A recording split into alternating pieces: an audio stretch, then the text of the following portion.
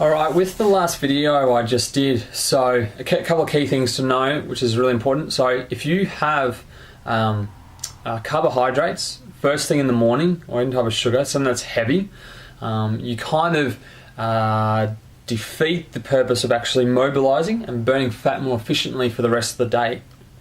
So what does that mean? Okay, so the night before, this is what I do to people. So ensuring that thing to do with making sure we have enough glucose or carbs the night before in our liver so we can sleep nice and deep.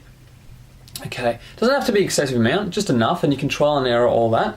I mean, it could be one orange, it could be a banana, something like that. Could be like, 2 cups of cooked rice, something like that. So making sure we sleep deeply, right, so we get a good sleep. Even having a big meal, there's nothing really wrong with that, because what can happen is that it'll stay in the body, get utilized as energy overnight, so we sleep deep, and then as we wake up, you might find that you're actually not that hungry, which is okay. But as long as you put in proteins, fats, and I still say veggies or even salad, the body is going to alkaline, the body is going to flush, to heal, to focus. Everything is just going to work on fire. They're the 3 most important things to get in first in every meal, excuse me.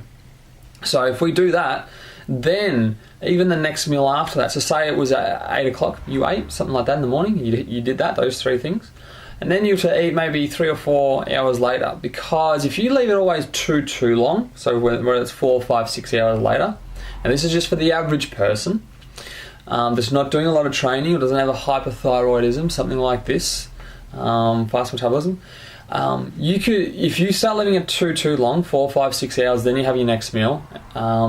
What you're doing is basically your body in between that is going to burn up and break down muscle, maybe body fat, but also use your nutrients in the body, which is not always the best thing. You always want your body to have nutrients and electrolytes and vitamins and minerals in there floating around.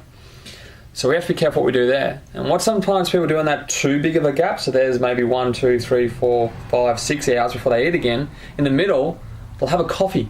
It's like the worst thing you could do.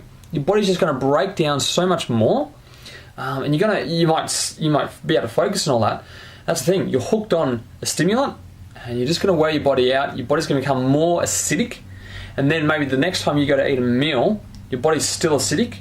That, instead of being able to do what it needs to do quite well, it's actually going to store more as body fat, rather than doing what it needs to do 24/7, which is running, utilizing as energy, flushing out. Wow, that's all the body's doing. In, out. It's that simple.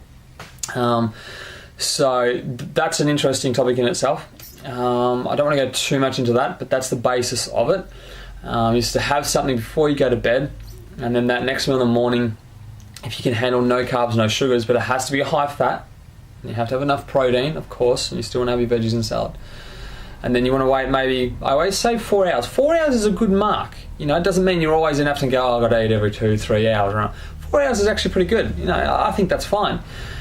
If you want to get more scientific, then that can depend as well maybe on the food, of the protein you're having. So protein takes quite a while to break down, depending. So if you've got things like you could say eggs and tuna, salmon break down quite quick. Turkey, things like that actually take a little bit longer. And then and chicken take maybe 2-3 hours, things like that. And the first ones take only about an hour or 2. And then meats and all that take really like 3-4 hours, depending on the size. So it always depends on those 3 things, and then how big of the protein it is, depending on how long it's going to break down. So that's important to know. And then you can put everything around that. And people go, oh, this is too much work, can't bother doing it. You know what? Maybe it is. Maybe it's a lot. But it actually makes sense, because we are getting so bombarded with so much stuff out there that we don't know what to do. I mean, people are going on so many different types of shake diets and all these different types of nutrition things, whether it's a ketosis or a vegan or a paleo. But it's interesting. And the other day I was somewhere, I'm not going to say where I was because other people will be watching this, but the amount of people I saw that were, and a couple of weeks ago and a few other days where I've been places around people and had to do things with people, nutrition training and whatnot, they look so unhealthy and they're so drained, and yet people are just starting their training, or they're extremely muscular, but they look and feel like shit all the time. So you're trying to identify and target every aspect about what's going on. I don't know everything, and I probably never will, but I try to know at least some things so I can target certain things. And if I don't know, you'll go off, you'll do blood tests so I can work better, or I'll send you maybe into a naturopath. I mean, they're even higher than us, their courses are extremely expensive. But that's the thing. So hopefully that makes sense. I'll leave the video at that. I just little bits at a time, and not the video so long, which I always do, because there's so much stuff I want to get out and get across to you guys, because so many people are really struggling, don't always have the confidence to ask or do the right thing. They don't know how, so they're just going on and remember what someone else has said or done. And I can tell you from experience, big time, and science and fact, that everyone is different. What works for someone else will not work for you. So nutrition is extremely simple.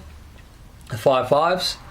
So your proteins, your fats, your veggies, salad, and your water. You get those done, you are golden. You really are. Lots of water. A lot of people are dehydrated. Okay, so key. All right. Cheers, and all the best. Good luck.